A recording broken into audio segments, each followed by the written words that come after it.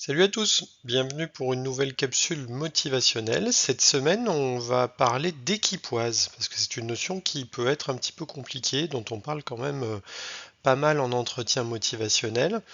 Ça fera peut-être écho au séminaire, enfin au webinaire de l'AFDEM de février, où il y avait le collègue Guillaume Deville et puis Céline André-Jean de l'IREPS qui ont pas mal parlé de entretien motivationnel et prise de décision partagée. Et dans la prise de décision partagée, il y a beaucoup cette notion d'équipoise qui revient. Donc je vous invite à aller jeter un petit coup d'œil sur le YouTube de l'AFDEM et vous aurez ce webinaire donc accessible qui est très très bien fait.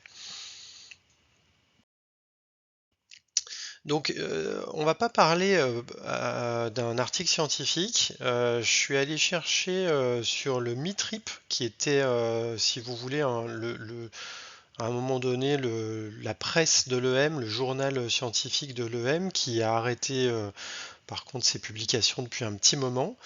Et en 2012, c'est-à-dire ça coïncide avec l'année de sortie de l'ouvrage sur l'entretien motivationnel, enfin sur la version anglo-saxonne, il y a eu un symposium sur l'équipoise qui était vachement intéressant, que vous pouvez consulter sans problème en fait depuis le site du Mint où en fait vous voyez un peu les grandes figures de l'EM. Alors il manque peut-être Rolnick, mais vous avez évidemment Miller, vous avez Rosengren, Wagner qui a signé le bouquin sur l'entretien motivationnel de groupe, Alan Zukov, c'est-à-dire voilà, des gens qui sont très très engagés dans l'EM et qui ont écrit un petit article donc pour ce symposium. Et c'est en grande partie là-dessus que je vais me baser pour voilà, vous donner quelques notions à propos de l'équipoise. Alors équipoise, comme d'habitude, alors qu'est-ce que ça veut dire ce terme un peu bizarroïde, hein, qui est un terme plutôt qu'on retrouve aujourd'hui dans la littérature anglo-saxonne? Bah, équipoise, c'est l'état d'équilibre, c'est une contraction, vous voyez, de equal poise, et donc on devine quand même, parce qu'il y a des racines qui sont en lien avec le latin pesum et le vieux français poisse, on devine le poids, on devine le fait de peser, etc. Donc c'est de même poids, on va dire, hein, on va traduire ça littéralement en fait. Et donc c'est un terme qu'on retrouve dans les années 80 au niveau des travaux de Friedman. On le retrouve à la base en fait des travaux sur l'éthique des essais cliniques. Et c'est pour ça que alors la traduction française n'est pas arrêtée, hein, clairement. Par contre, on retrouve souvent la notion de principe d'incertitude en traduction, vous voyez, qui est quand même loin finalement de l'étymologie. Et pourquoi ça? Bah, parce que ça vient effectivement de l'éthique clinique. En fait, euh, c'est une des conditions pour mener des essais contrôlés randomisés, c'est-à-dire que vous devez être en situation d'équipoise. Si vous prenez des gens et que vous savez pertinemment qu'il y a un traitement pour leur problème qui est, vous avez plus d'incertitude, c'est-à-dire que vous avez un faisceau de preuves, un ensemble d'études qui montrent très clairement qu'un traitement A est très très performant. Éthiquement, ça va devenir très très compliqué en fait de proposer aux gens de pas les traiter avec ce traitement. Donc en fait, la base pour savoir, si vous voulez, pour essayer de faire des essais où on compare un traitement A et un traitement B, bah, c'est quand même d'être en principe d'incertitude, c'est-à-dire en principe d'équipoise clinique à propos de A et B. Vous savez pas quel est finalement le plus fort, ou alors vous avez une ou deux études et c'est pas encore suffisant pour conclure. Et comme vous connaissez pas la supériorité de A sur B ou de B sur A, bah en fait vous pouvez mener un essai parce que vous êtes en situation d'équipoise, donc en situation un peu de balance comme ça. C'est un terme qui est différent de ce qu'on appelle l'équanimité, qui est par contre, alors là, très très intéressant pour nous les thérapeutes en EM, puisque c'est quelque chose qu'on va devoir essayer de cultiver, même si c'est difficile. L'équanimité, c'est l'égalité d'âme, d'humeur ou de disposition affective qui concerne le détachement et la sérénité, la sérénité à l'égard, vous voyez, finalement de la décision en fait des patients. Et ça, Ça, c'est aussi quelque chose alors qui peut aller de pair évidemment avec l'équipoise, mais qui dépasse l'équipoise, c'est-à-dire que finalement le premier mot est toujours au patient, le dernier mot est toujours au patient, et quelle que soit la décision qu'il va prendre, le thérapeute se doit d'être équanime, c'est-à-dire même s'il a fait de son mieux pour aider la personne et avoir une certaine directionnalité dans le M, eh bien, il faudra rester avec cette disposition affective de détachement, puisque en fait, c'est la décision finale qui revient au patient. Donc dans l'entretien motivationnel, la notion d'équipoise, je pense que ce qui est très très important à retenir, c'est que c'est à propos de quelque chose. C'est-à-dire que ça suffit pas d'écouter un enregistrement et de dire est-ce que ceci est une situation d'équipoise, c'est parce qu'en fait ça dépend de quoi on parle. Vous pouvez être en équipoise par rapport à un choix, c'est-à-dire une ambivalence qui concerne donc une décision, un objectif. Et vous pouvez être en équipoise par rapport aux modalités de changement. Et donc c'est pas du tout la même chose. C'est-à-dire que vous pouvez avoir quelqu'un qui a absolument décidé d'opérer un changement, c'est-à-dire d'arrêter l'alcool, mais qui hésite sur la façon de s'y prendre. Et vous pouvez vous retrouver en équipoise parce qu'en fait, il y a peut-être plusieurs façons en fait qui fonctionnent tout aussi bien et vous êtes en principe d'incertitude. Donc effectivement, là, il peut y avoir une équipoise qui ne concerne pas donc le choix du patient d'arrêter de son addiction, mais qui concerne les modalités pour arrêter. Donc il faudra toujours, quand on discute à propos d'équipoise, s'accorder sur de quoi on parle en fait. Ça, c'est quand même très important. La deuxième notion, c'est que c'est un choix du praticien, l'équipoise. C'est un choix conscient.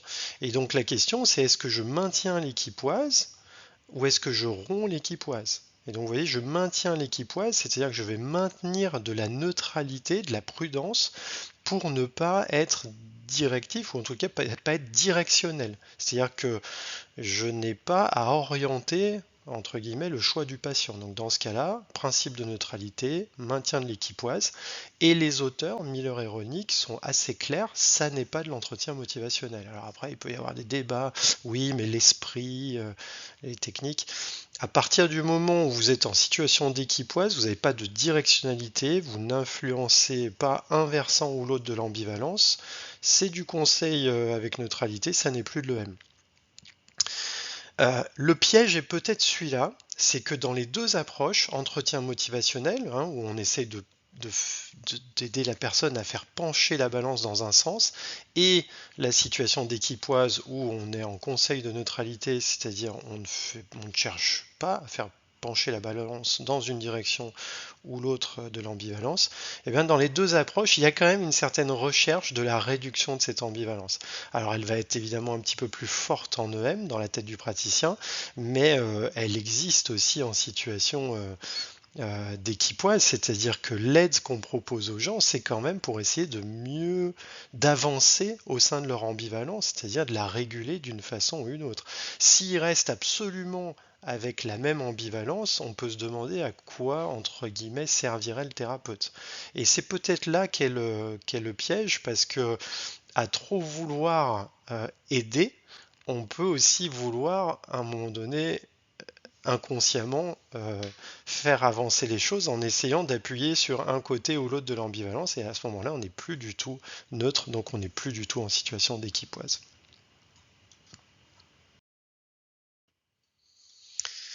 Alors, dernier point qu'on retrouve aussi dans ce symposium, c'est un exemple. Alors, l'exemple emblématique, c'est le don d'organes. Et évidemment, il va se poser la question du moment où on peut éventuellement décider, où le thérapeute peut décider de maintenir ou en tout cas de rompre l'équipoise. Et donc, il y a un vocabulaire intéressant dans ce symposium où on parle d'ambivalence vive et d'ambivalence résiduelle. Alors, je vous ai mis les termes anglais parce que je ne suis pas absolument certain de la traduction. Et en fait, vous voyez, finalement, certains auteurs commencent à distinguer les types d'ambivalence. Ou dans l'ambivalence vive, ou acute ambivalence, le donneur, vous voyez, est vraiment authentiquement incertain. Et donc dans ce cas-là, il ne sait pas s'il doit donner ou pas donner un organe. Évidemment, on explore avec neutralité, c'est-à-dire qu'on maintient l'équipoise. Mais il peut y avoir aussi ce qu'on appelle une ambivalence résiduelle pour certains auteurs, c'est-à-dire que Le donneur est certain de vouloir donner, mais il a encore en fait, si vous voulez, vous pouvez entendre ce qu'on pourrait appeler du discours maintien, en tous les cas sous forme de doute, de peur, ou alors totalement à l'envers. Cette fois, il a vraiment décidé de pas donner, mais évidemment, il est tiraillé par la gêne que ça occasionne, la honte, qu'est-ce que les autres vont penser, etc. Et là, vous voyez, on n'est pas forcément, enfin, on n'est plus dans l'équipoise, c'est-à-dire que les gens ont commencé à faire, il y a un poids de la bascule de l'ambivalence qui penche d'un côté ou d'un autre. Et à ce moment-là, les auteurs considèrent qu'on peut rompre l'équipoise et commencer à faire de l'entretien motivationnel. Et la question de ce point de bascule, elle est évidemment très compliquée parce qu'on se retrouve plus, je pense, sur une notion de noir ou blanc, on se retrouve au sein d'un spectre avec une certaine dynamique et avec une certaine subjectivité qui va nous poser problème. C'est-à-dire que finalement, vous pouvez avoir un point de départ qui est commencer à discuter, et puis les gens vont dire, bah voilà, je ne sais pas si je dois adopter ou pas un enfant, hein, si vous faites du counseling par exemple. Donc voilà, principe de neutralité. Mais sauf qu'à un moment donné, au fil des conversations, ou au fil des minutes, vous allez vous rendre compte qu'il y a vraiment un déséquilibre dans l'ambivalence. Et là, il va y avoir de la subjectivité pour juger, parce qu'à un moment donné, si vraiment la balance est déséquilibrée, pas mal d'auteurs considèrent qu'on peut rompre l'équipoise et commencer à travailler en EM. Et vous voyez, cette question en fait du point de bascule de l'équipoise, elle est absolument pas traitée, puisqu'on nage quand même dans la subjectivité, et donc il faudra faire preuve de beaucoup de prudence. Voilà, quelques points à propos de l'équipoise. N'hésitez pas à aller lire un peu ces articles sur le symposium, c'est assez intéressant. Et puis je vous dis à très bientôt pour une prochaine capsule motivationnelle.